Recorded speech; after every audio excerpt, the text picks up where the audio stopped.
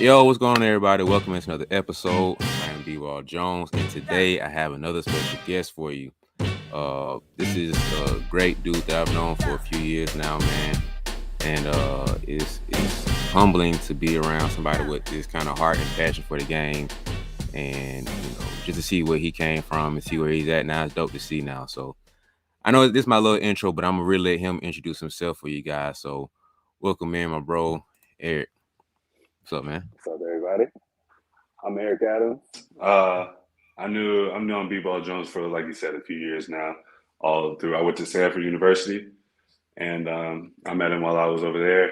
And I was at Stanford for 5 years. I walked on when I first got there, and just worked my way up from there. Now going to my fifth season professionally, so just trying to keep it going as long as I can. It's a great guy right here. I worked plenty of camps with him, got in the gym with him plenty of times. So just family. It's family pretty much at this point. So just happy to be here. Happy he has me on. Man, I appreciate you hopping on, man. So tell the people where you at right now, man. It's pretty interesting to hear about. I just touched down in Finland a couple of days ago. So trying to shake the jet lag off, getting into practices, getting to know the guys, getting to know the coaches, everything. So still early, but I think we're going to look pretty good this year. So that's the hope. That's the hope. So what's it been like over there, man? It's been a crazy experience being overseas like that. Yeah, it was. Like I've enjoyed it. Like I played in Sweden my first 2 years. So like fresh out of Stanford, I went to Sweden, and that year was for sure a shock. But I don't think I really could have went to a better place. Like everybody was super nice, English speaking, basketball wise, everybody on my team was cool. The coach was he believed in me, which is all you can ask of any coach, honestly. And it worked out. We won the championship my first year, and then I ended up going back again. And then we played like European competitions where we go like basically all around the world playing different teams. Like we flew to Russia to play, we flew to Romania, Bulgaria, Belgium, like all while you playing against the Swedish teams. So my first 2 years was definitely an experience. Then my last two, I've been in Geneva, Switzerland, and that was a whole another experience. Switzerland is just a beautiful place. We had another good team over there. So now I'm in Finland trying to do the same thing. So it's been a journey, man. Like I'm blessed to be able to do this. Like I said, I was a walk on. Like I wasn't even thinking professional like at any point of my career. So like it's just a blessing to do what I'm doing right now, and just gonna try to keep it going, keep putting my all into it. Yeah, I was just gonna ask you that. Like when you're growing up, did you see yourself like being able to be a pro at this level, going overseas and doing everything that you're doing right now? Absolutely. Absolutely not.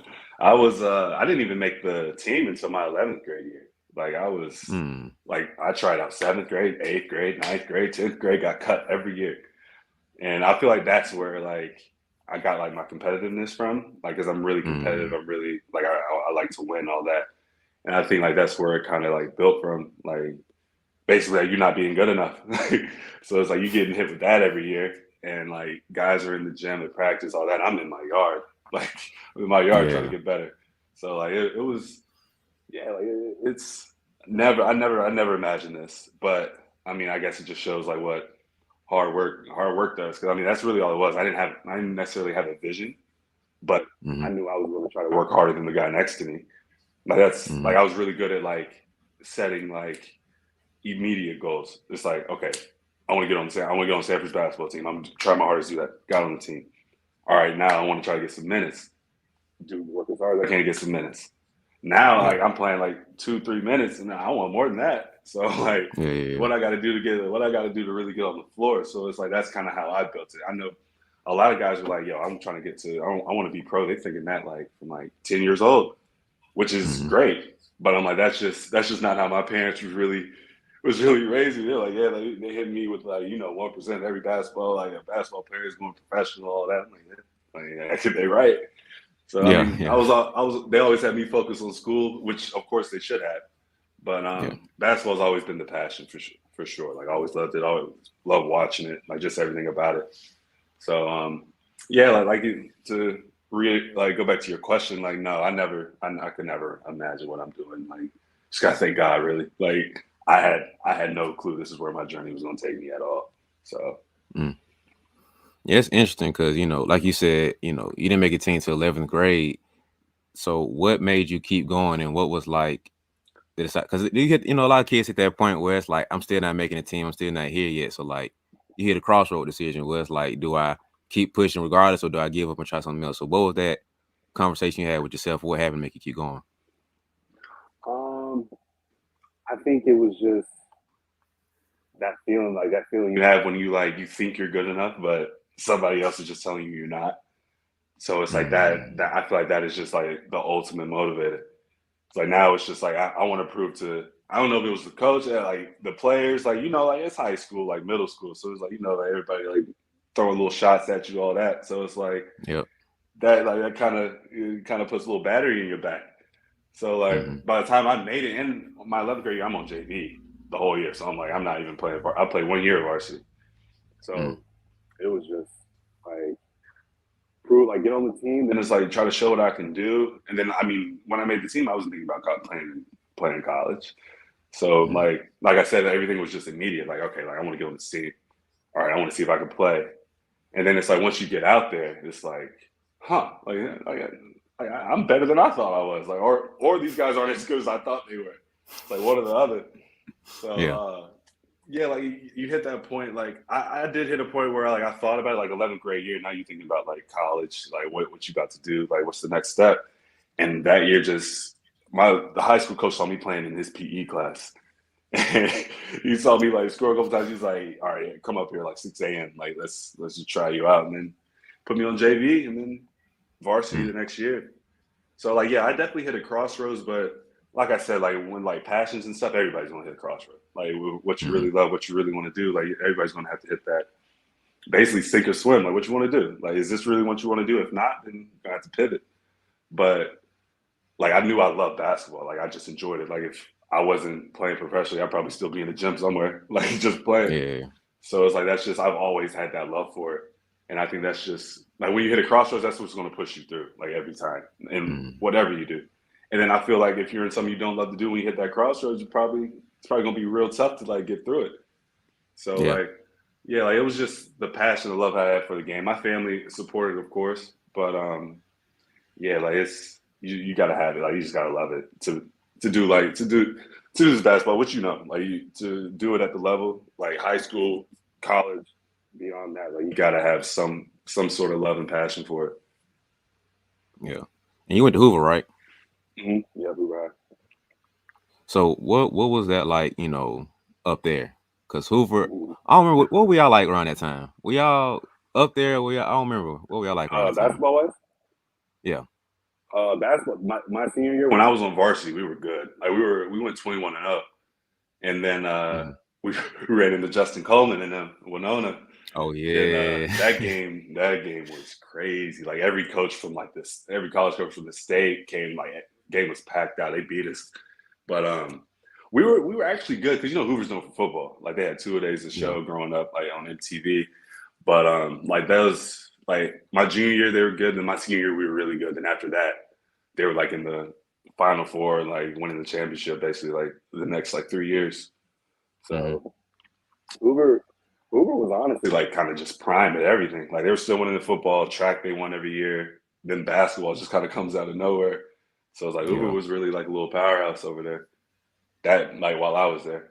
So and there's Hoover's always gonna be Hoover. So Yeah. yeah, Hoover footballs, that's we ain't gotta talk about that. That's them, different, you know. different, But different. and then boys basketball, it fluctuated. It has times where they're really great, Yeah. then it's like a year or two down. So that's why I can Mm-hmm. remember exactly where y'all were around that time. Yeah, like the Yeah. coach I had, he was there for a while. So then I think he left a couple years after, got another job in I forgot what school, but in Alabama. But yeah, it was Hoover was they call it. I mean, they call it Hoover U for a reason. Like Yeah. it could really feel like college at times. Like had a lot of students, a lot of athletes, like just everything. Yeah. So for you to be at a school with a program like that, you know what I mean, at the high levels, like you said, 21-0. So what was your workout like on your own to build up to be the player of that level? Because you know what I mean, you came from nothing to on the team now. So what was your workout like personally to get to that level? This to my workout coming out, like to get on the team. What was I doing to get to that point? Yeah. Um, it was like I was in the yard grinding. Like it was. It sounds like kind of like cliche, but I was like ever since I was a kid, like I was really good at like imagining. So it's like I was Mm-hmm. like I watch a game or something, then like I remember watching like Tracy McGrady. And then like you had like a big Mm. shot game where I'd go out and I'd be just working on that. Like I want to do that. I'm like, Yep. I'm not Tracy McGrady, but I'm like that's Yep. how like I just wanted to emulate everything I saw. And I feel like that kind of comes through in my game because I'm like, yeah, I play the five, but I can put the ball on the floor. I can shoot a little bit. Like I can do other things. And that's how my dad taught me how to play the game. That's how he played the game. It's like you got to be able to do more than one thing. You Mm-hmm. can't limit yourself. So yeah, I was in the yard just doing whatever. Because I mean, when you're out there by yourself, ain't nobody putting no guidelines on you any trying to box you in. So I'm like I'm out here doing Yep. whatever I want and try to just get rhythm, just get everything. And Mm-hmm. I think it just came together. Like I was always tall, but by like my junior year I was probably like 6'5", and then I had like a little bit like I could play. So like 6'5" in 11th grade, you could play a little bit. Like coach wanted to give that a chance. And Yep. yeah, like once he had me try out, they saw me dunk one time. And it was like, okay, well, like he could at least have a spot. And then Yeah. yeah, and then from then on, like in high school, it was more like I was just trying to keep up in a way because like the guys that were Mm-hmm. on the team were guys like I knew from like I said 7th grade. Like they've been on the team the whole time. So in my mind, I'm thinking, oh, these guys way ahead of me. So let me try to copy what they're doing. Like let me Yeah. try to like that. I'm learning from them. And then yeah, like that's kind of the approach I had to take. Like I didn't really know any better. I was new to it. I was just kind of happy to be there. Yeah. And then yeah, like I say, college is when like I really it turned the corner for me. When I got to Mm. Stanford for sure. Yeah. That outside training when you still in the mood from a player like that. I think that's really how our generation grew up hooping for For real. For real. sure, Like for we sure. didn't have a trainer. Like some of us had trainers, but most of us Yeah, didn't. So it's just like you watch the highlights from last night's game, and the next day exactly. at PE or the next day Uh huh. after school, usually outside trying to Right. move. And that was our training practice, pretty much, man. Like, Exactly. Exactly. And it's like your ball rolled down the hill, you got to go get it. So it's like you can't miss the next shot. It's like yeah, they put some pressure on yourself. Like working outside is different. Like and like of yeah, course working with trainers like all through your like childhood and all that is good for you. But I feel like the way we came up in this basketball world is different for sure. For yeah. sure. Yeah, I try to tell it to the kids I'm training. I'm just like, man, y'all gotta go hoop more. Like I can train y'all and stuff, but it's like don't nothing teach you That basketball easy. like playing the game itself.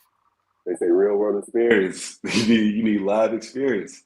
That's it. Like you can't cones don't move. Cones Yep, ain't trying to pressure you.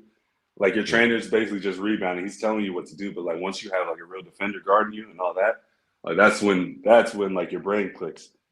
Like yep, that's when you're like, and then you do a move that works, and it's like, oh, that's like this is how I do it. Like doing it yeah, with the cone, it's like you can get the rhythm, like you can and you make all the shots you want, but like once somebody like actually puts some contact on you, it gets a little different. yep, yep, Yeah. yeah, man. So you talked about how you went to Sanford. So how did you get to Sanford to get in a situation? Like how was that set up? Because 1 year varsity to Sanford, which is a D1 program. So like how did that Mhm. happen? From Hoover to Sanford. Yeah. My mom actually she taught in the law school for like 15 years, coming up into Mm, my freshman year. So I was going there regardless. Like she worked mhm. there. Like it was just a good situation, not far from home. Like I grew up in Hoover. So like I was going there as a student. Like and like honestly, it was I don't know if you know Dr. Gregory, but she works at Sanford. She's a friend of my mom and she was like she knew at the time it was Benny Seltzer, he was the head coach. She like Oh kind of yeah, knew him a Benny. little bit. And she was like, let me email him, like tell him like you got a little bit of interest, blah, blah, blah.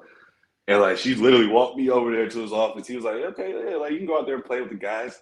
I think this was like early August or something. I'll Mm, walk out there and you know how it is in college. Like the guys looking at me, they kind of start laughing. Like, all right, man, you guard him. All right. They put me on Rajon Kelly.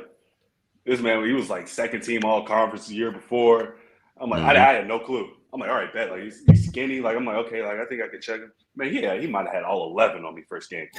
I was like, I went home like, yo, like this college level a little different. Like, this is a little different. Then they kind of like, they joked to me and they're like, yeah, like, we put you in. We was kind of messing with you. You wasn't supposed to be able to guard him. But that was in like early August. And then like once school came in, I went back to them and they knew who I was. So that they gave me a chance. I actually got in at like the last week in conditioning. Like it was like September, last week in conditioning. And I'm just out there just like just trying my hardest just to keep up, just to do whatever. And yeah, like that's what they told me. There's like just the fact that you like could get through like conditioning, like just fresh out the classroom. Like these guys been running for like a month. It's like you got through it. I wouldn't say like I was winning nothing, but it's like you did it. So they're like, yeah, like, you can at least get a spot. And then just went from there. It was a rough year, but that's how I got on there. It's basically like connection through my mom. Like my mom worked there. I was gonna go there as a student, and it was kind of like, well, I might as well like see what the coach is talking about, and just ended up being a blessing. And that's all I can say. Yeah, that's really a test of your heart and your character. Like you said before, like you're competitive and like you could have easily went out there. Like you got an opportunity, but you could have went out there and just been like, yo, I'm not in shape. Like you could have used that as an excuse of why you're not performing, but you was like, I'm gonna finish anyway. And that's really what kind of, in my, my little perspective, what got you on the team. It's like so many kids have a situation where they could have made it. Like you could have just maybe been on the team, you might not have played, but you got a lot of heart. And I'm telling what you can do when you actually up to speed with everybody else. So I feel like just you having a heart to compete and still show up, that's kind of what got you on the spot. That's what a lot of coaches look for. Like it's when you get to a certain level, like especially like college, like everybody can play. Like everybody. Like everybody on that college level can play. So it's like what's going to separate you? Is it going to be like your heart, your effort, like, and those you can't teach those things. Like some guys gonna play hard, some guys aren't. Some guys are gonna dive on the floor. Some guys are gonna like put their nose in. Like we're like, hey, like some guys aren't. Some guys are like, okay, yeah, you got it. Like I'm cool. But I think that's what separates a lot of players, and that's that work ethic, that effort, that heart. Like that's literally what separates a lot of players. And that's stuff you can control. Like I control if I go as hard as I can. Like nobody else can control that. Like you can control to a certain extent whether you make a shot, but like at some point like it's gonna be out of control. Like if it goes in and out, like there ain't nothing you can do about it. But if I'm playing hard defense, if I'm trying to like if I'm thinking in my head this guy isn't gonna score on me, like that's me. Like I can control that.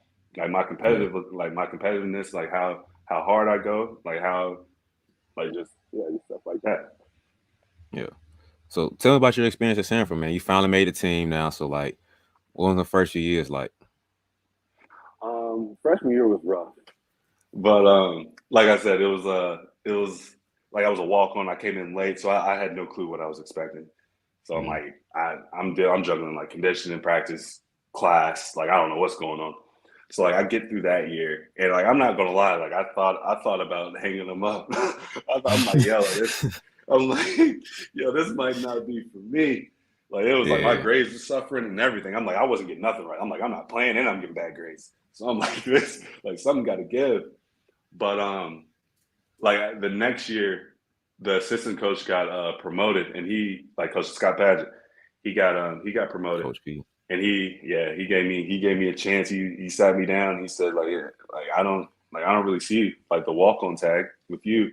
It's like so like in practice all that like it's gonna be fair game.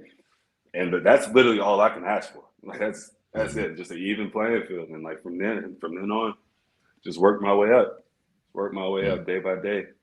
And Coach Fair in the weight room for sure was huge in my development.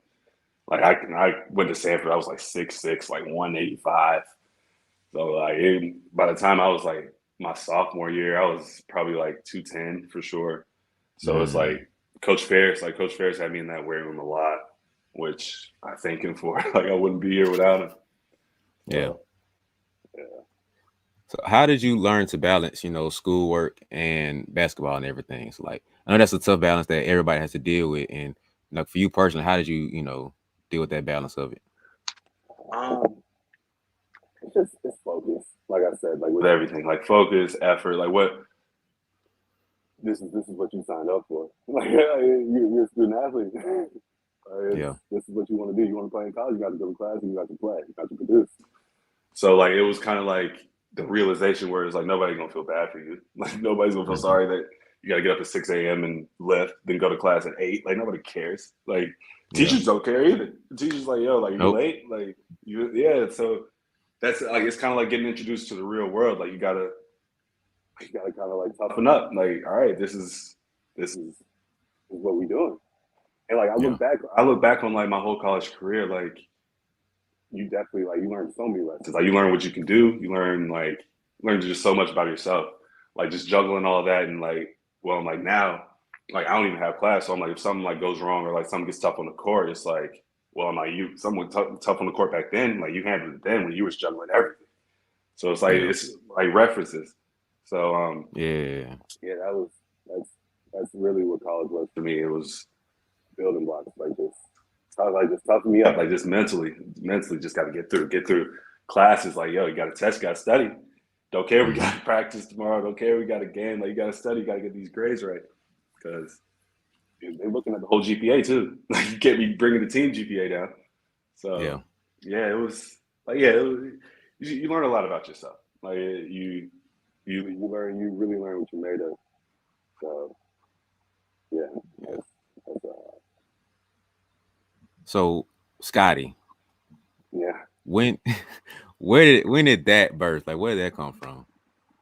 That literally came about like literally the tryout. Like I was trying to try out. So like they had me like they threw me in a workout and I don't even know what drill it was, but like I just went up and like dunked it. Like to me, like it wasn't even anything crazy. And like the coach just like it was Jake Hedrick, the assistant coach.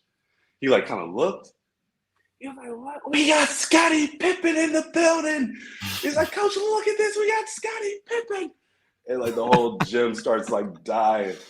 And like literally from that day on, like every player, every coach, like knew me as Scotty. Like from then on, like I couldn't shake it. I didn't want to. Like it was a good nickname.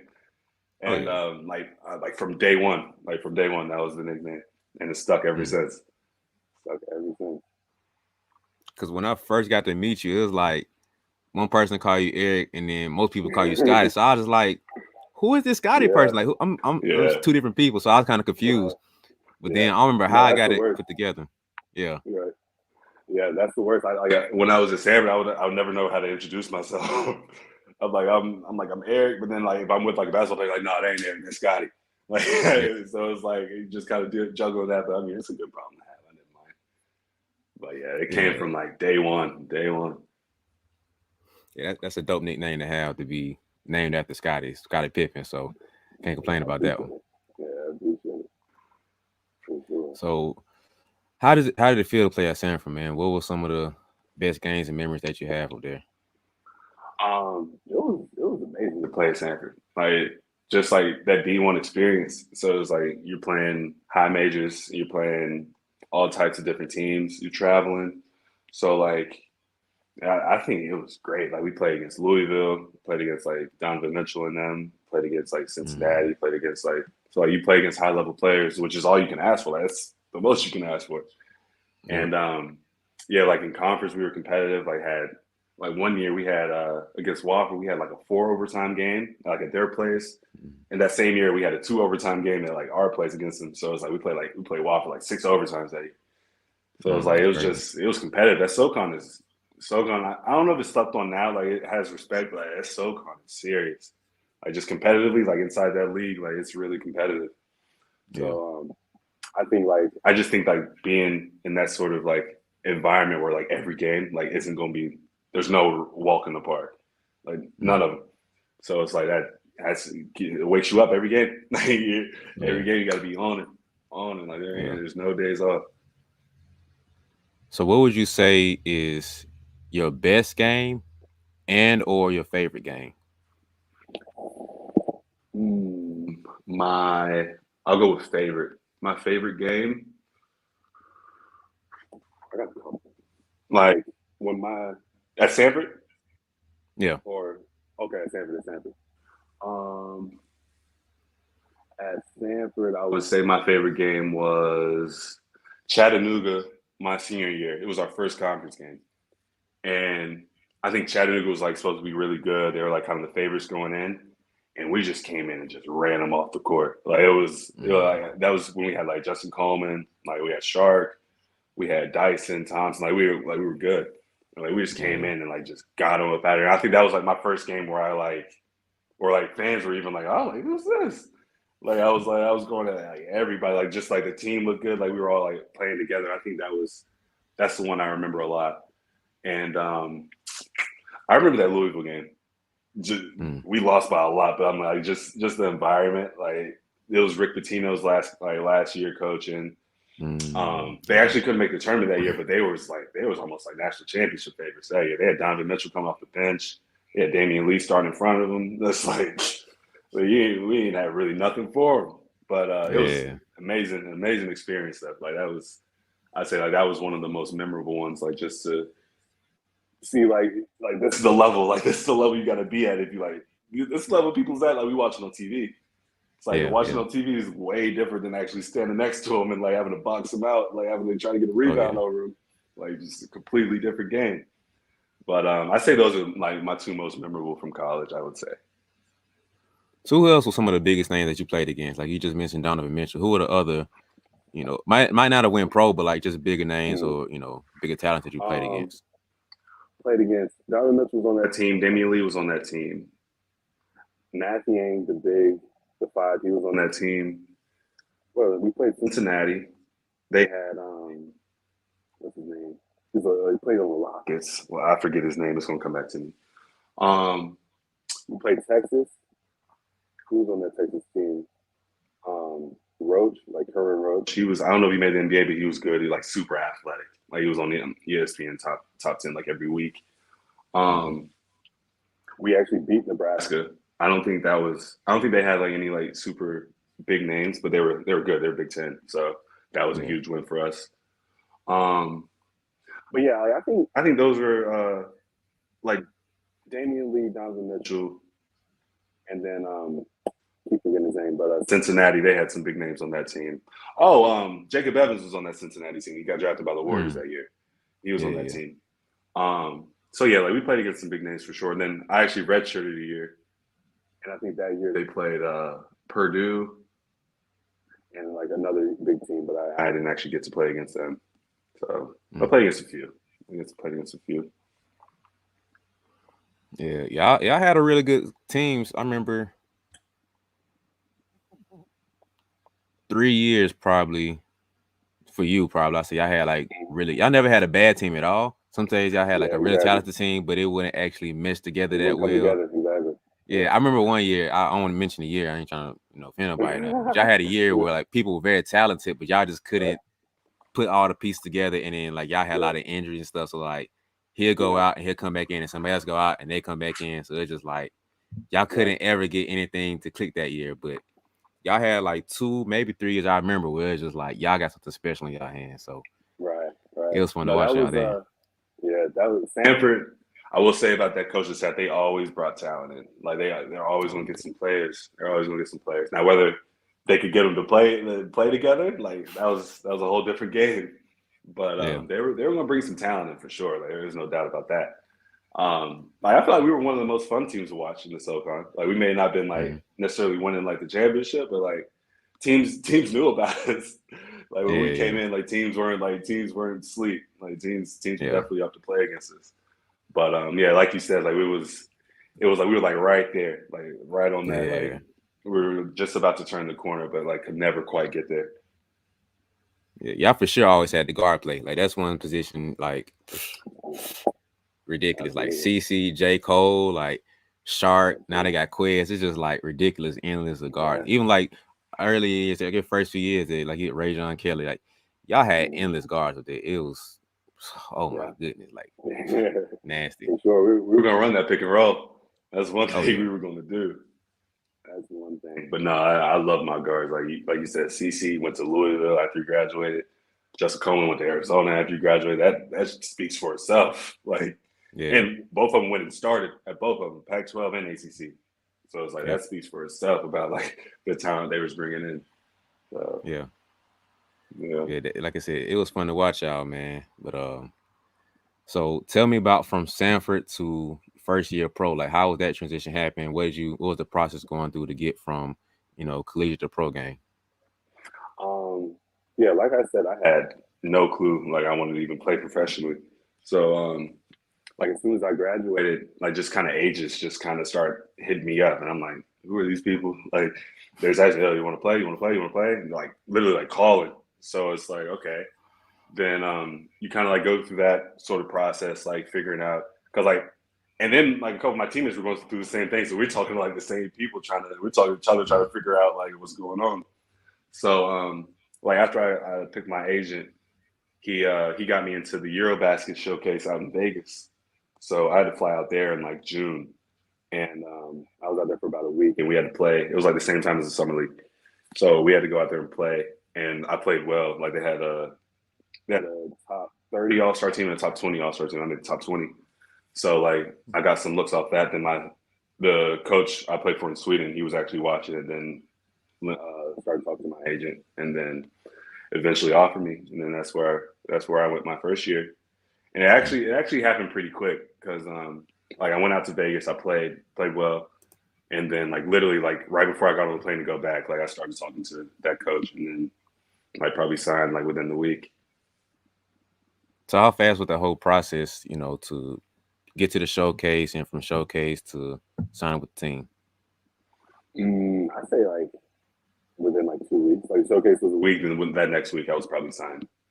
So like it was like Eurobasket like overseas, like that's like one of the biggest kind of like information centers. Like that's like they got the website, they have everybody's stats, like every team, like every that's kind of like the database. Like if you want to keep up with like European basketball. So like the guy who was running it, he was like, yo, if any of y'all don't have an agent, like he was talking to like the top 20 team. He's like, yo, if any of y'all don't have an agent, just come to me because like all y'all should. So like there was a lot of good players. Like Isaiah Williams was at Sanford with me. He transferred to Georgia State. He was there. Um, Breon Holland was at Mercer was there.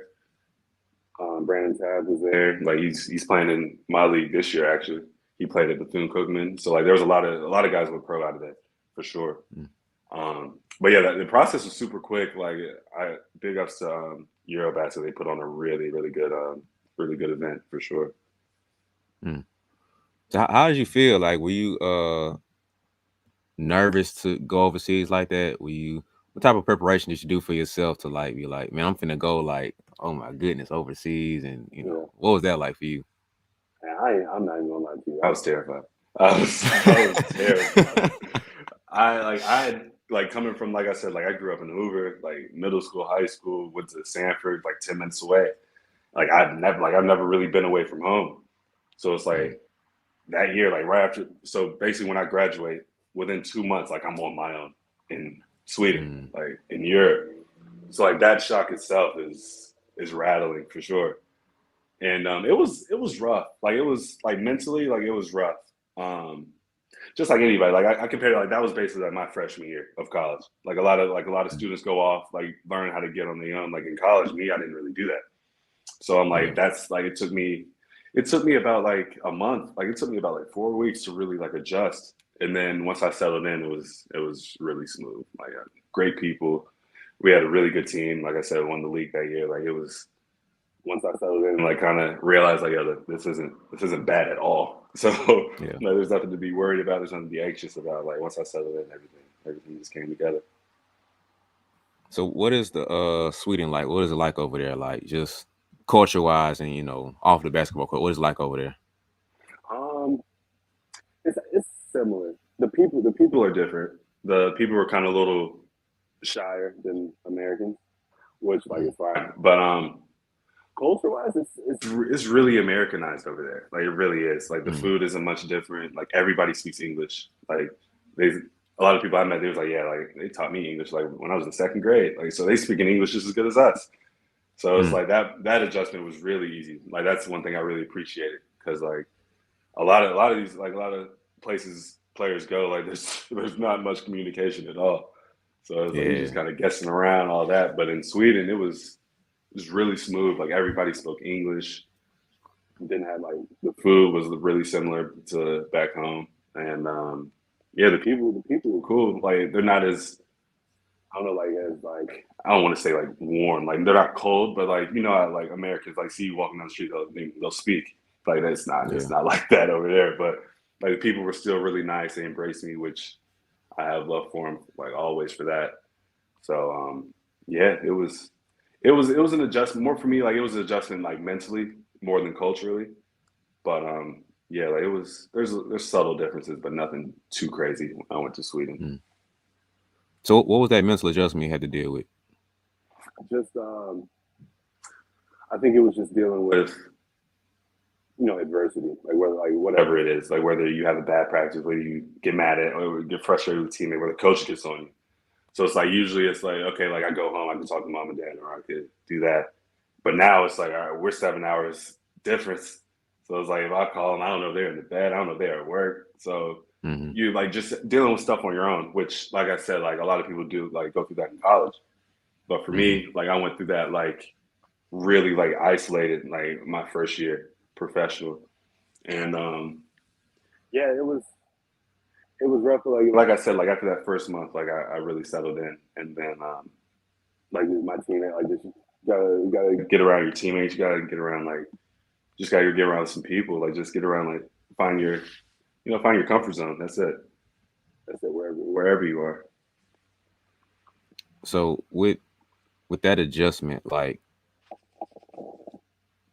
I know me personally, I like to play mind games with myself. When you're struggling through something, you kind of have to play a game with yourself to either like make it not as big as it seems, or you have to just like coach yourself through it. You know what I mean?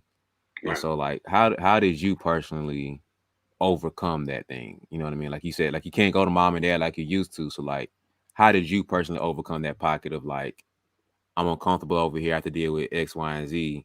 So how did you personally like coach yourself through? Like, what is your process of going through that process? At that point in time, my only like fallback was to go back to my mindset I had when like I was like a freshman at Sanford.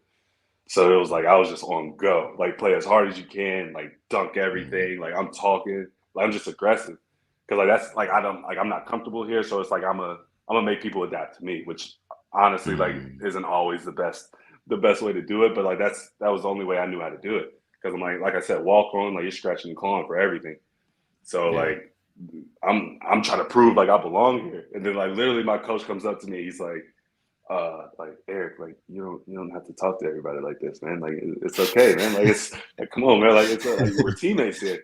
I'm like my bad, coach. Like it's just kind of like how I'm wired right now.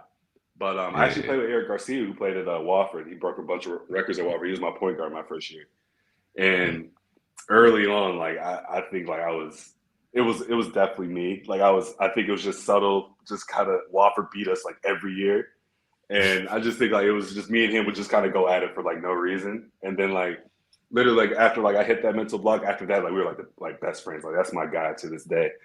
And I'm like I like to this day I feel bad. I'm like, what was I doing? Like I was but like that was it. Like I wasn't wilding, but like on the court, like how it gets, like I was just intense. But like that was Yeah. the only way, like that was the only thing I knew at that point. So yeah, like it was I just like when you like I think when you hit like adversity, like I think you're always gonna kind of revert back to your habits. Like whatever, like Mm-hmm. whether it's what got you there or what your foundation is. And like to me, I reverted like what got me there. So I'm like, what put me on the floor at Sanford? I'm like, all right, I'm gonna do the same thing to try to get me on the floor out here. And like out there, it's a little different. It's like, yo, like we already know you can play a little. Like we already know you can play. So Yeah. it's like we're trying to get the team to come together. Like you don't have to prove anything to us. So Yeah. that was a big adjustment. It's like now like we've seen you play. Like we you're here for a reason. It was like like learning how to play now, learning how to play like that confidence, like Mm-hmm. building off that was what I was really having to learn. Was it hard to take carry your confidence over from Sanford to over there? Mm, no, it wasn't. If I'm being completely honest, because what they brought me over to do, like I could do. Like they wanted me Mm-hmm. to come over there and be athletic. So like, Yeah. you want me to go dunk? Like, okay, I can do that. Like, you want me to catch loves? I can do that. So like, that was kind of like my safety net. So like, they didn't need me to come over there and like shoot 40%. They didn't need me to come over here and like, I don't know, but like they wanted me to be a pick and roll player. Like we had good guards, we had really good shooters. So it's like, if the team's playing us, it's like, what are you gonna give up, a dunk or a three? So it's that's like the adjustment was really easy. Like it just slid. Like I just fit into like a really like perfect team for like my skill set. So it was like for what they needed me to do, it really wasn't like I was pretty confident in what I could do when I got out there. So your game didn't change too much from Sanford to Sweden. No, not in Sweden. I had to change it when I went to Switzerland, but in Sweden, my first 2 years, it was a lot like Sanford, pick and roll, hit them on the roll, like little dump offs. They switch, throw it inside, like play the mismatch, like real like simple stuff. So yeah. You said you won a championship here, like in Sweden. Yeah, I won in my rookie year. We won in my rookie year. We were that team was good. Like played like 50 games. I think we lost like 10. We were like 40-10. Like we were Ooh, tough. we were good. We were by far the best team. And yeah, it was a crazy season. Crazy season. So what happened from that year to next year? So we win, and then we go home. They were trying to re-sign me like before I go back, and I was talking to my agent. He was like, he thought it was a good idea to go back, and I go home. You know how it is over the summer. You're working out, just hanging out, staying in shape. Then I go back, and then we had some guys leave, so it was definitely going to be an adjustment. We brought in like new Americans. There was some new Swedish guys too, so it was basically a whole new team. So like that was an adjustment, trying to fit into like the year before, the team was like perfect for like me personally, like shooters, and then I was just rolling. Like that's hard to guard. Now I'm playing with like kind of more like scorers, kind of like facilitators. Guys need the ball, so I'm learning how to play off them now, which is fine. Like everybody needs to learn how to do that if you want to keep playing at a high level. So yeah, like that was. I say that was the only difference. Like we just brought in different players, and then there's always going to be a little adjustment period. Because I was going to ask, like, how do you win a championship and then just switch up like that? You know what I mean? Like, why not just run it back? With the same team. Yeah, But like I it's understand. the professional is different. It's different over there because like you win a championship, and like a lot of guys that left were older, so it's like we're older than me.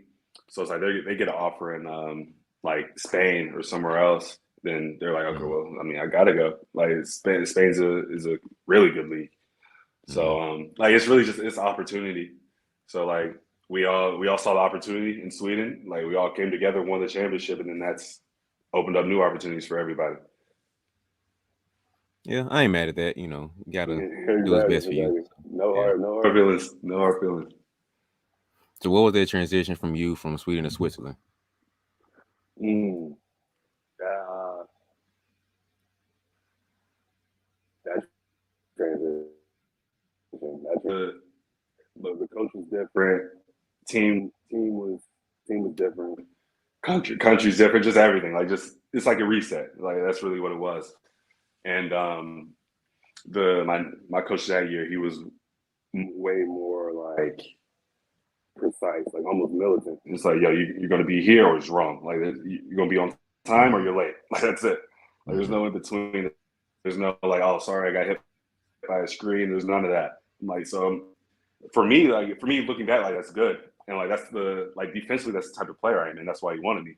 So it was more like elite. Like it was like, yo, like we're here to win.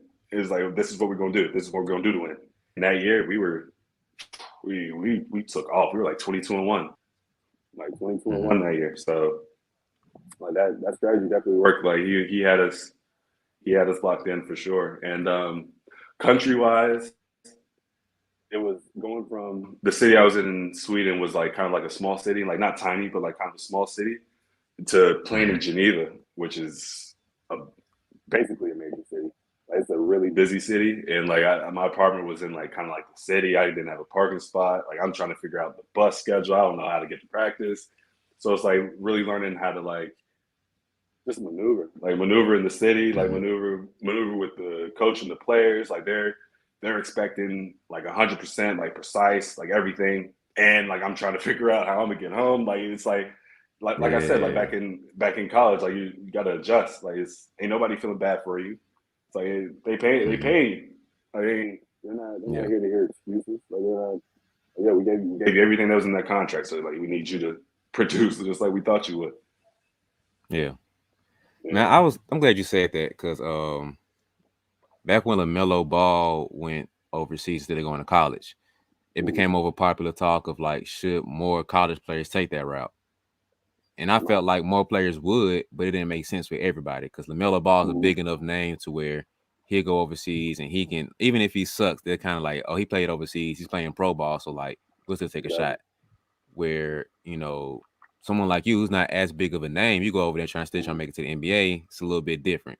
So like, where do you stand on that from you being the guy that went overseas? Like, do you think more players should go over there as a route to going pro, or is it more of just like, you know, state of college ball? Like, what do you think? Are you saying straight out of high school, or just in general? Straight out of high school. That's to go overseas straight out of high school is tough. Like and like assuming that you're going over there by yourself, like most players do, like that's gonna be a tough like for an 18-year-old because I'm like it's a big adjustment going to college, like where there ain't no language barrier. You got the same kind of food, you got everything. Now to go to a whole nother country where they're paying you, like I said, they're paying you, you're on a contract, they're expecting like there's expectations, like real expectations. In college, like they have expectations for a freshman, but it's like, okay, it's still a freshman. Like he's got to develop. Like we ain't gonna expect the same thing from a freshman than from a senior. But overseas, it's like, yo, we signed you. We need exactly what we asked for. So it's like you said, like bigger names and like real like those elite players for sure can do that. But like guys who are kind of like teetering, I'm not really sure they want to do it. Like I feel like it could really get shaky if you're not all in. Like I said, like if this is your passion, you're like, yo, this is what I want to do. Like I'm trying to get to the NBA or I'm trying to make a lot of money playing basketball. That's what you want to do, and you're willing to go through whatever to do it. Like then, yeah, like I'm all for it. But just in general, like I think it's a tough adjustment to go overseas at like 18 and like to work like and to be alone. Like I think that's the most thing like guys struggle with. Like you're by yourself. Like you're like there's language barrier. You're by yourself. You're going to practice. You're going home. There's not like the social part of it. Like I feel like a lot of people take a hit on that part. So. Oh yeah. I don't think people see the full scope of everything like you just talked about. Like it's not just you going overseas to play basketball and it's kind of cute. Like it's a whole new lifestyle change. And like you said, being 18-year-old, sometimes 17-year-old, like that's a whole nother world. Like that's like you said, college on steroids where language barriers sometimes. And depending on the country you go to, it's no English at all. Like the coach don't speak English, your teammates don't speak English, and you're trying to figure something out. And it's like, I don't think that makes sense for everybody. It depends because everybody's not built for that. You know what I mean? Like I can be alone on my own and I'll figure something out. I can scrap and get it to eat. My homeboy over here, he just like, that's a lot for me. So like a lot of guys that I play basketball with are like really picky eaters. Like they don't eat nothing. They don't eat like no vegetables or nothing.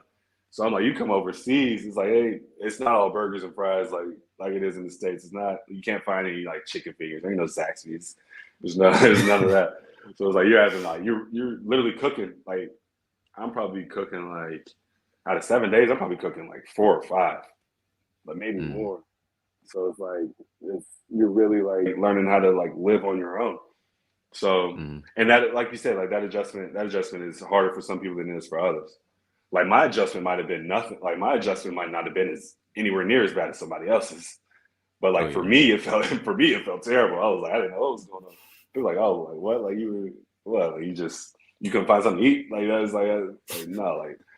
But I'm like, yeah, that's what I mean. Like everybody's journey and experience is different. All right, so overall, what has been your favorite place to play? Not as far as like basketball wise, but like your favorite city to play at.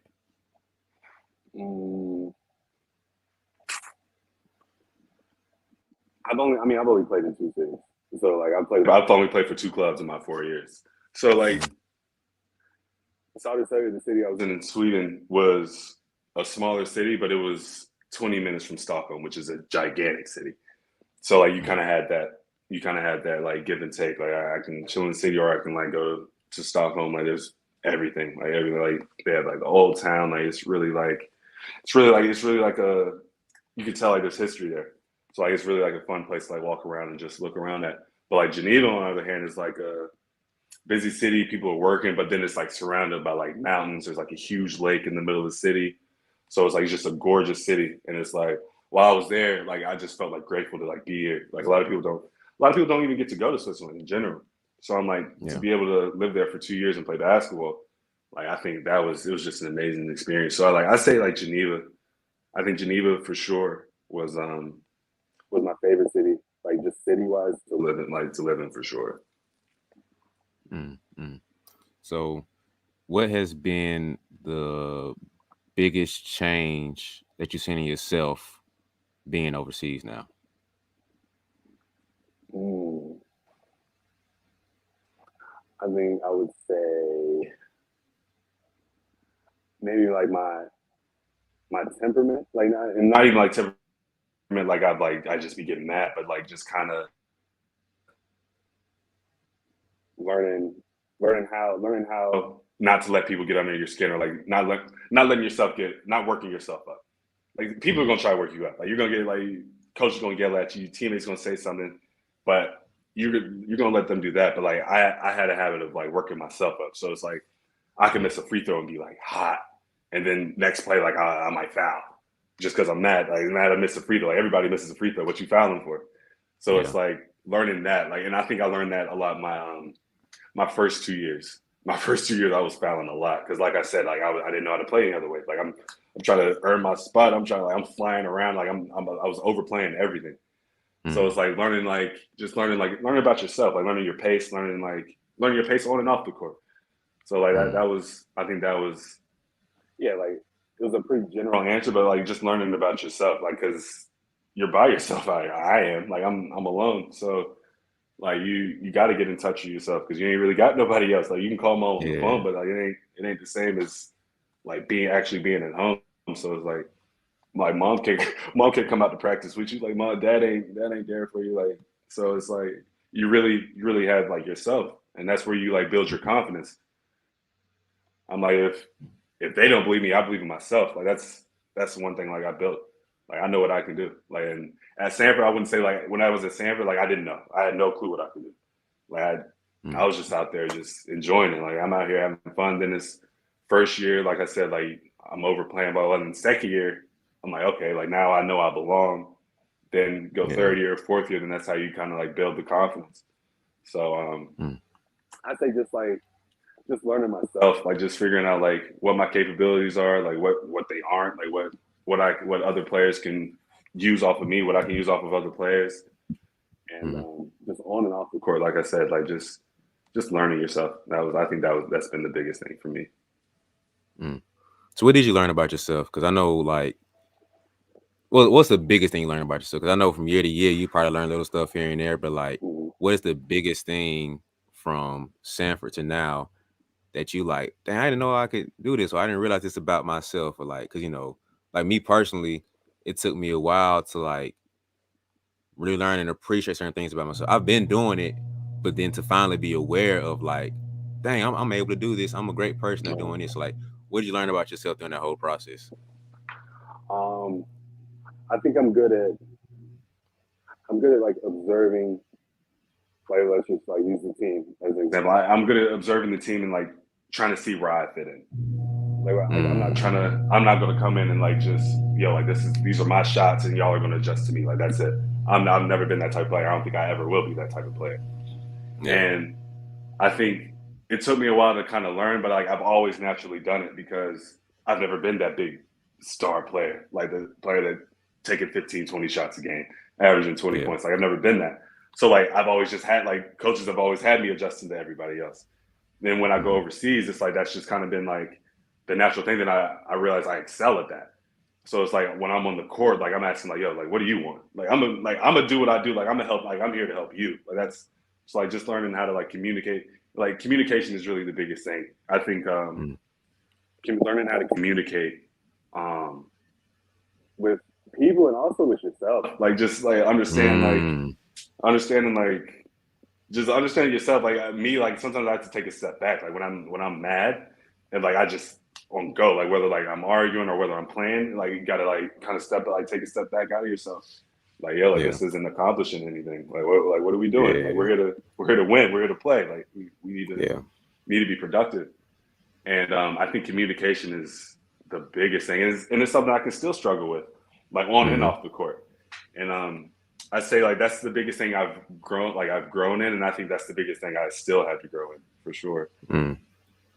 Yeah, communication has been a big focus for me this year because like I'm a fairly smart guy, you know, I'm a pretty smart dude, but but you know, like I was literally thinking about this morning, bro. Like communication has zero to do with me. It doesn't care about what I'm talking about, who I am, or nothing. It's literally about, it's like me and you. It's literally about you. So like I have to figure out what I'm trying to convey to you. What's the message I'm trying to get to you? So how I say it has to come across to you the right way. You feel me? So like it doesn't matter how smart I am, how much I know, whatever. If I can't get it to come across to you the right way. So like communication has been a big thing this year, and that's something that I'm just like I knew it, but like that is the biggest point. And I think that was like that specific point right there. I think is where I struggled with, and what I still can struggle with, like how I give it up, like how I like deliver it. Because you know me, like I'm a chill dude. I'm not really hot headed off the court at all. Like I'm chill, like we hang out, all that. But when like it gets intense and all that, like I have like a tendency to like just kind of snap because like I'm just in that mode. Like I'm intense. I'm playing the 5 too, so it's like I'm pushing, jumping, all that. So it's like even like if I'm just trying to say something, somebody might just come off like I'm mad at them. I'm like, and then I had to realize that. Because then if I snap at them and they snap back at me, now I'm hot. So now we're in a pointless conflict. And then like I'm thinking that they're snapping at me, but I'm like, really, you're the one that initiated the whole thing. Just because you didn't know how to you didn't change your tone or you didn't really know how to word it.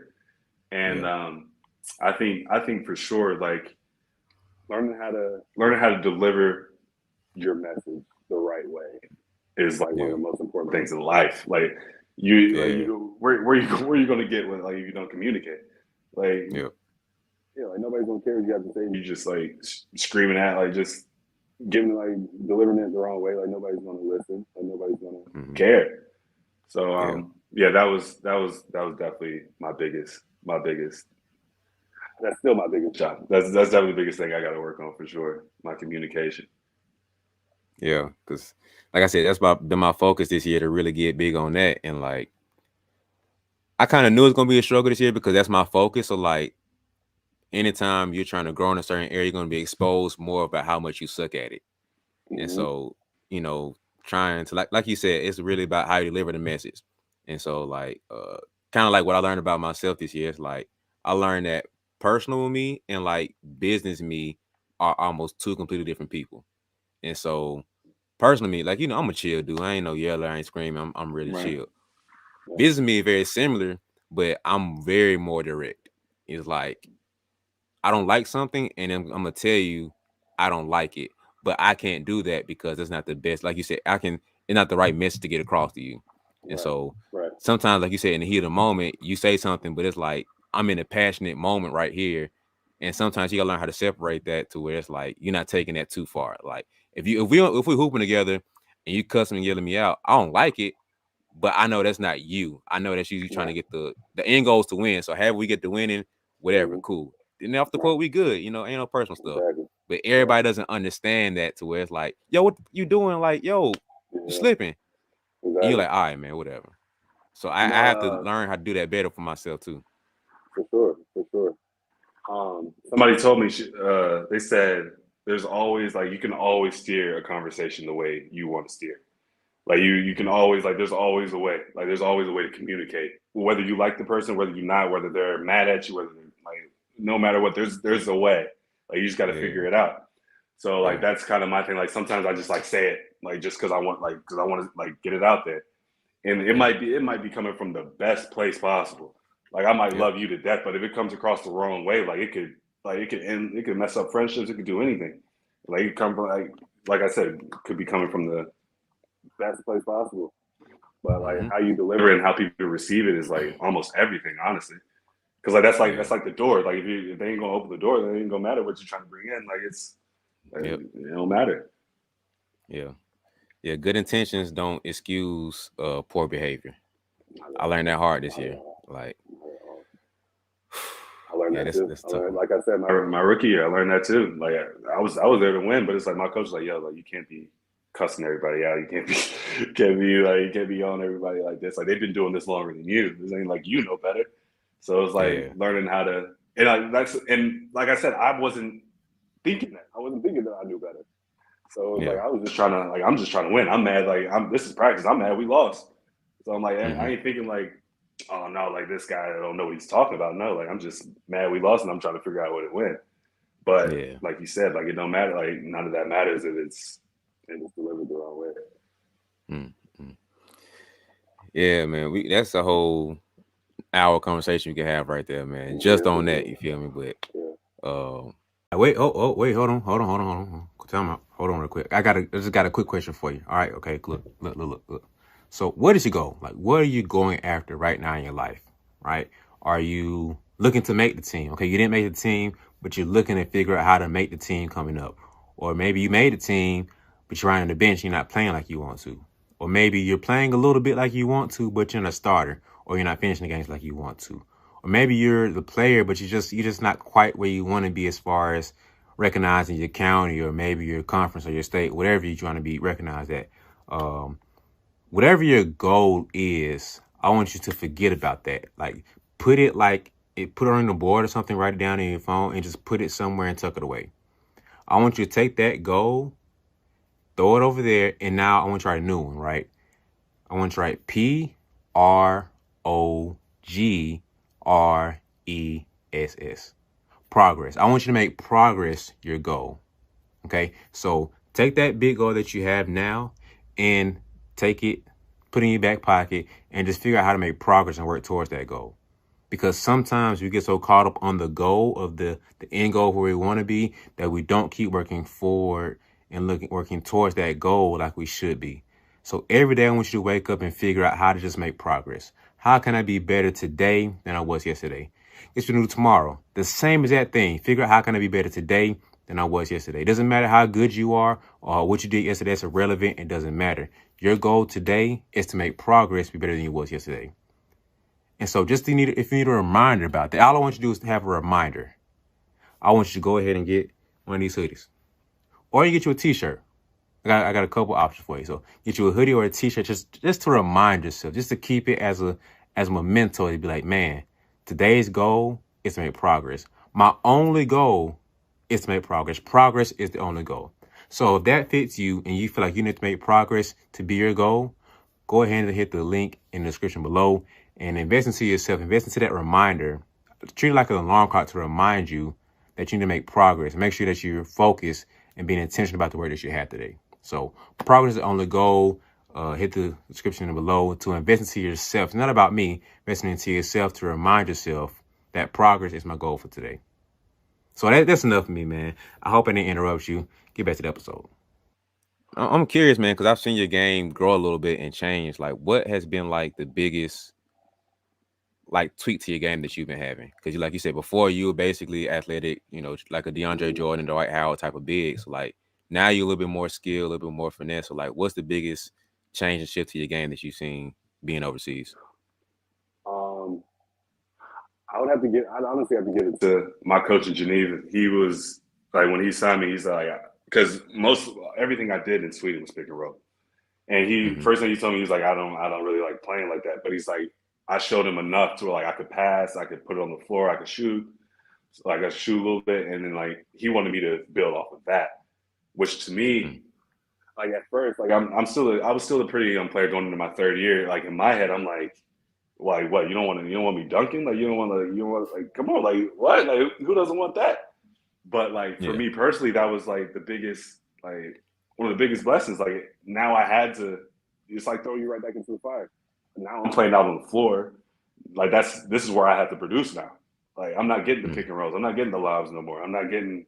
So now I'm having to figure out like I got to knock this shot down. I got to put it on the floor. I got to hit somebody on the back door. So it's like learning how to just learning how to play. Like just learning the game. That's it. You know that the European game's different than the game back in the States. Way different. And like I think that's the lesson every year. Like that's the goal every year. Just get better. Like mentally, physically, like skill wise, guys got what they got at this point. Like of course we can still get better, but like mentally, I feel like that's where we're really growing. It's like how we see the game, like how we see the players. It's like I think that's what separates the good players, great players, elite players. I think that's where like that separation lies. I think it's all mental. Yeah. And I think that's where I've improved, and that's where I'm still trying my hardest to improve is on the mental part. Yeah, like I think IQ over there is different from American IQ. Not better or worse or anything. I think it's just different. So like the way they're taught to train to see the game is different from how we're taught and trained to see the game. Absolutely. So like Absolutely. what are the biggest differences you've seen from like European to American at your level? I think Europeans see the game as a whole. Like I just think that's just how they see the game. Like they see basically all 10 players on the floor. Us Americans, how we learn to play, like, and it's nobody's fault, just the way we learn to play. We see the guy in front of us. We see the guy who's trying to guard us. Like that's it. I'm like that's how we learn to play the game. Like we got to beat him. And it's like after that, like we're finishing. Like that's what we be working. That's all we work on. So it's like Europeans, when I watch, like I follow like a lot of them on like Instagram and stuff, like European trainers, they're working on a lot of like fundamental stuff, get to the paint, 2 feet, look, pump fake, all that. Like get a guy like to try to like help kick out, stuff like that, which is as a team is a better shot than you just breaking your man down and finishing over the 5. So it's like I think they see the game as a whole, but which is why they're trying to bring in Americans, because there's not as many Europeans who could break down their guy one-on-one like we can. So like you said, like I don't think it's better or worse. I just think it's just how we learn the game. Like I said, I learned the game out in the yard. Like they over here in like Europe, they're in these clubs. Like the professional teams they have kids all the way down to like 8 years old, like working them up, like building them up to where they're finally trying to be pros. So it's like it's just a different, like it's a whole different process. Yeah, and if you go to bigger countries overseas, they have like a legit like think about it how they'll have a pro system. So imagine if the Hawks, they had a system all the way down to youth level. That's basically what they have overseas, to where like they're basically farming you up through the system to where, okay, we know we're gonna have Scotty come up and play, we're gonna have BA come up and play, we're gonna have Cole come up and play, because he's going through our system. So all you have to do is follow the system all the way through. So it's a lot different from here to where it's like you have the Hawks way over here, then you have college teams over here, you have G League over here. They're getting better with the G League team. It's kind of getting there, but like over here, it's kind of like you got to scrap and get it for yourself. Or overseas, it's kind of just like just follow the program. And I think that feeds back into the difference in play. It's like they're built into the club, so the club is going to instill in them what they want to, their values, like what they want, how they want to play, how they want their players to look. Over in the States, like we're playing AAU, like we're playing at the rec, like we're on our own, really. Like we're not playing, we're not riding around with like our teams all day. Like your AAU team is changing every week. Like it's way more just individual until you get to college. Even in high school, it's pretty individual, I feel like. Like until you get to college, like that's where like the real structure, where they're like that coach is going to want you to play a certain way. He's going to have these goals set out for you, and then, which is me as a player, that's what I need. And that's one thing I learned over the years. Like I'm very good in structure. Like I'm really good in structure. I'm really good. Once I don't have structure, then it's like, I don't really know what to do. Like it's not like I don't know what to do, but it's like a wobble for me. It's like, oh, like, okay, like I ain't got like nobody, like, oh, like Nuke can't work out today. Like, oh, what am I going to do? Like, what am I about to do? So it's like, that's the biggest thing. So like, I just think their structure over here is just different than our structure in the States. Like the structure it is in the States is just built to make the best individual player possible, which is valuable, as we can see, is very valuable. Yep. But then overseas in Europe, their goal is to make the best club possible, which is valuable. So like I just think like you said, just different IQs, just different intentions, really. Yeah. Yeah, I respect the overseas system and how they do it. I remember Phil Handy talking one day, and he was saying how he wish or he sees and at some point Americans adapting some level of that system. Like the G League is kind of getting in place to where it's like a filter system level up there, but he sees it getting to where it's deeper all the way through like high school and stuff. So it's like trickling down a little bit better. So I don't know if we will get there all the way, but I feel like at some point we will adapt a little bit more of that. But for sure, we'll see. For sure, I think so. I think we will. Yeah, like I think if they were able to actually create that structure, I think it would make for a better like pool of players. I just think like the whole like pool of players would improve, but then it might bring down the ceiling of your like best player, because like now it's like everybody's basically kind of doing similar things. Everybody's kind of like it's kind of like bringing everybody in closer, which could be a good thing. Like it just depends on who you're talking to. Like I don't think I have a view whether that's good or bad. I just think like work is work. Like work is work, and like once you get out there, you're the vet. Like the work's gonna show. So yeah. I'm kind of like you. Like, I don't really know. I don't say which one's better or worse. I think it's just interesting to see the differences. And like we've had a good output so far. Like we still pretty, still doing pretty good. So I can't really complain about what we've had. But of course, there's always room for improvement. But I don't know, man. Really don't know. It's a never-ending question. Who knows? Who knows? Yeah. So with your name being Scotty, man, I'm wondering, what player would you say you're most what your current game? Who would you say you're most similarly, playing like? Early on, like Stanford, in like my first couple years, they said I played like Tristan Thompson, which like when I first heard that, I took major offense. I'm not even gonna lie, I took major offense. But then when I look back, I was like, I played exactly like Tristan Thompson. But I think now, like my favorite player is Draymond Green, and like I think I try to emulate a lot of everything he does. Like just offensively, defensively, I just feel like he's the ultimate kind of team player. Like defensively, especially, and I feel like that's how I like just try to play defense like him. Like he covers ground. Like he's not the most athletic. He's not the biggest, but like he's there. Like he's on time. He sees it. It's like he might not even be in the right spot, but like he understands. Like he understands angles. He understands. Like he just understands the game. Like his IQ is like unbelievable, and like he's really one of my favorite players to watch. I can definitely see Tristan Thompson from your earlier days. But from what I've seen a little bit, I ain't seen a whole lot from you now, but like from the little bit I have seen, I can see a little bit more of a Draymond because your skill level has grown. You're able to do way more with the ball in your hands than just like dunk, put back rebounds, and little stuff like that. So your game has definitely grown from Tristan Thompson. trying to move up. Oh, that was funny.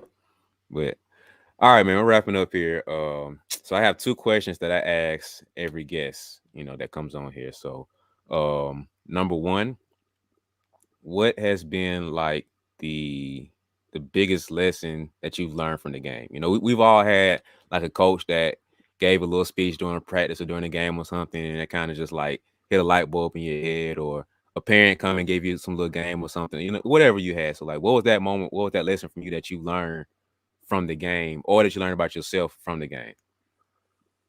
I think I learned you can't control every situation, but you can control how you react to it.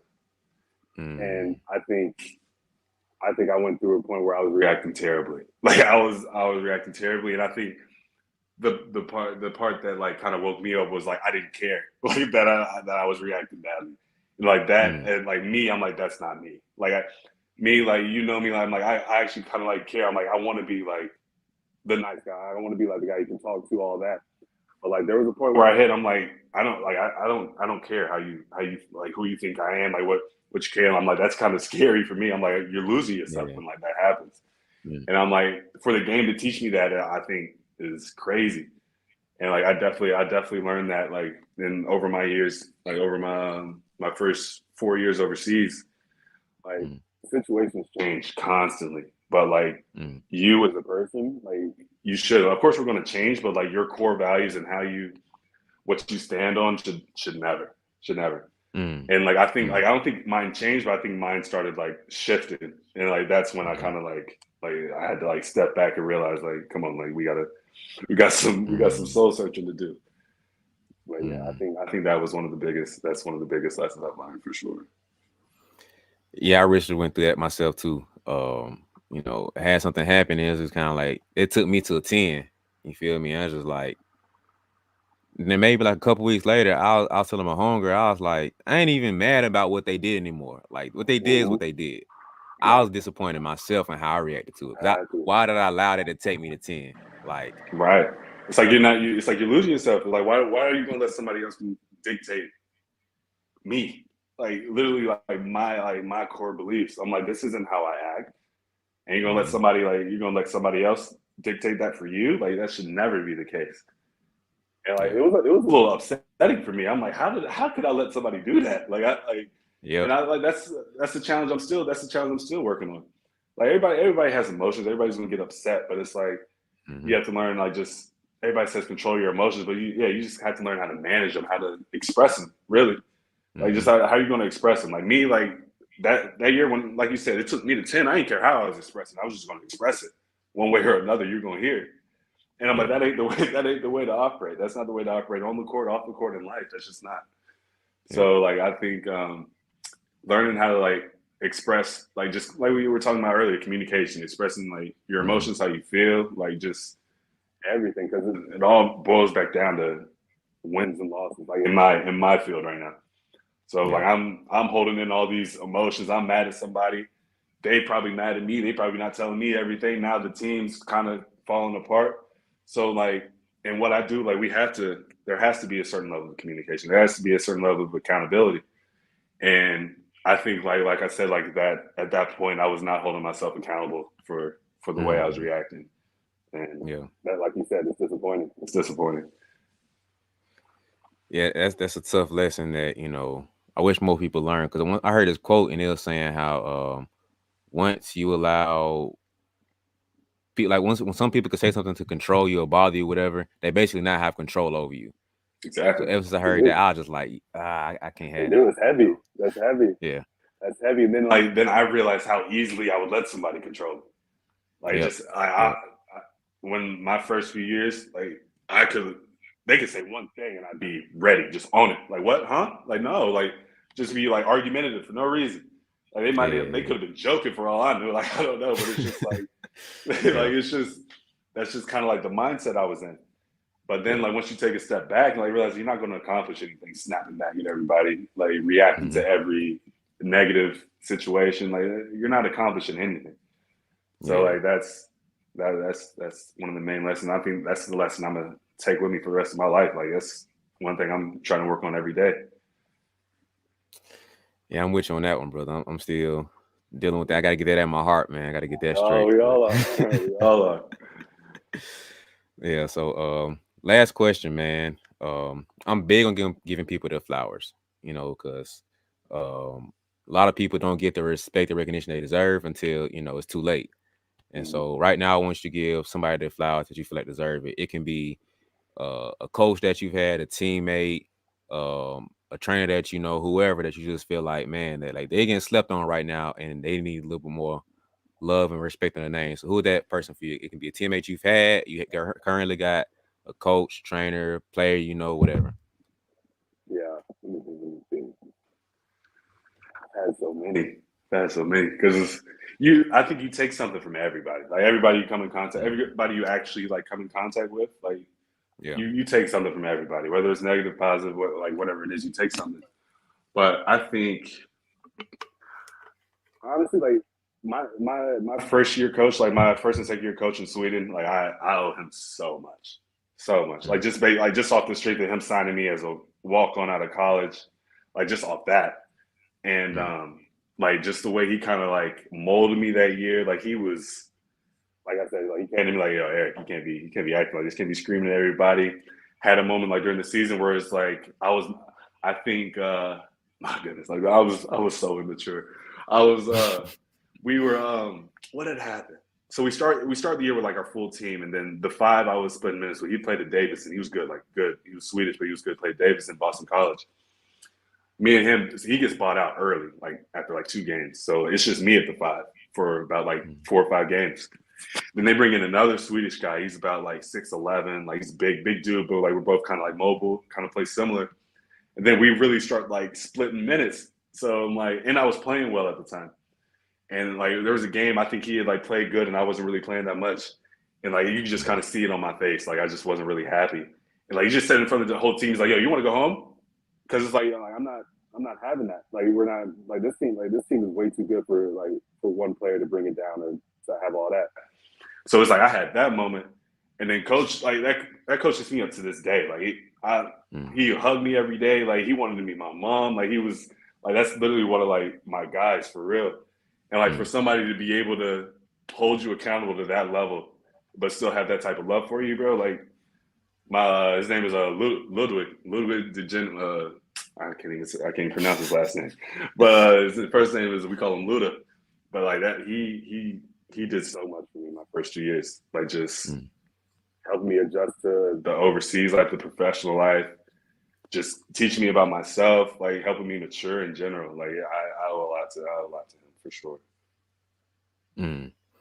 Yeah, I respect coaches like that, man, because I'm trying to figure it out for myself. Like, how do you, show all the love and everything without being too soft, and then give them the, accountability and the tough love and stuff without going too far left. And like, so I respect any coach that does have that balance. For sure. I think it's just based off respect. Like that's it. Like if you show me respect, and I'm like, you can't even really quantify respect. Like how do you like what is respect? Like how does somebody give you respect? But it's like you feel it. So like when somebody gives me respect, automatically I give them respect. And I give respect anyways. Like that's just how I was raised. So I'm like when I feel that reciprocated, like automatically you want to go the extra mile for them, give them 110%. And I feel like that's like everything, just in any type of relationship and just in life, it literally boils down to respect, I think. Yeah, man. I think that's true. That's perfect. It just come down to respect. Like that's it. If respect, and I feel like respect kind of feels like a little like I don't know the word, like harsh, like kind of like like respect me. Like it's not that. It's just like when you say something, I listen. Like when you say something, like I actually like care, like what you have to say, not like when, like I said, like when I'm hot, like I just wave you off. Like no, like don't talk to me right now. Like no, I ain't trying to hear that. Like that's not respect. That's disrespectful. So it's like that's like you can't. Like, that's you build respect. Like respect is earned, like they always said. But I'm like, there's always a respect that I feel like every relationship should have coming in. Like especially like whether it's professional, whether it's like any relationship. So like I feel like there should always be a baseline, and then you should build from there. And I feel like that's where good relationships blossom. Exactly. Like growing up, we always heard respect is earned, never given. But then it got to a point where I realized like that's not 100% true. I think, like you just said, there's a foundation of respect. Yeah. There's a foundation of respect. Right. Everybody earns a certain level of it. Like everybody starts off at level 2. Anything more than that, that's what's earned. Yeah, exactly. But I'm like, I'm not going to sit here and like give you like just not listen to you until you say something that's actually like worthless. Like, no, bro. Like whatever you have to say, I'm gonna take it in. Like there should always be that sort of, like you said, like that sort of baseline, and then from there it should build. Yeah, most definitely, man. So, but that's it, man. We can be another 2 hours, man. But we got stuff to do, man. So I'm gonna give you some of your flowers, bro. I'm gonna give you your flowers, man. I appreciate it, man.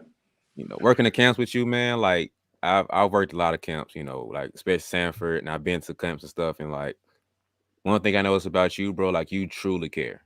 Like, we've always had coaches who just kind of like go through the motions of it's like, oh, whatever. But like, now you really care about the kids, and it's like somebody slacking, it's like, yo, what you doing? Like, why are you here then? Like, you know what I mean? Like, you genuinely care. Yeah. Like, I respect that, man. To see how you've grown since Sanford, man, and to developing everything that you're doing now, man. I'm happy for you, man. And like, it's dope to see what you're doing. So I hope you have a good long career, man, and you keep growing together, man, and just No, help man. out I Nuke with what he really got going appreciate in. that, bro. Salute. Yeah. I really appreciate that, man. Just like you said, bro. I see everything you're doing. Just like you see me, I see you, bro. Like everything you're doing, I respect, and I want to support in any way I can. Like you know where to find me. You got my number. You got anything, whatever you need, and I'm there. So I appreciate you having me on. I appreciate you having this talk. Like this talk was real. Like I appreciate it. Yeah. I enjoyed it a lot, man. But yeah, thank you for having me on, man. Yeah, I really appreciate you coming on, man. Anybody that comes on and supports the podcast, it really means a lot to me, man. So I For sure, man. appreciate it for Anything I real. can do, anything I can do. So yeah, man, that's a wrap, everybody. Great interview with my bro Scotty. Thank you for listening to the podcast. Make sure that you are subscribed to the YouTube channel and show some love, show some shares, and share it to somebody that want to get an understanding about the overseas game and learn about Scotty, about somebody from from Birmingham, Alabama, played at Hoover, played at Sanford, like homegrown guy. So show him some love. Follow me on social media, everything at BeBall Jones. What's social media, man? What you want people to follow you? I should have asked you that earlier. It's EA Adams 13. Get right, man. So it's EA Adams. Yeah.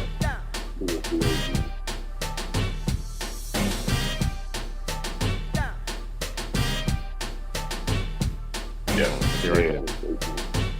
Yeah, follow my bro right here, man, on Instagram. Follow him, EA Adams on Instagram. Show him some love. Tell him, man, I appreciate you hopping on the podcast. It's dope to have you on there. It was fun, whatever. Whatever you took away from it, let him know, man. He took some time out to come talk to me and share some game with you guys. So show him some love, man. But that's it, man. Thank everybody for listening. And tune in next week for another episode.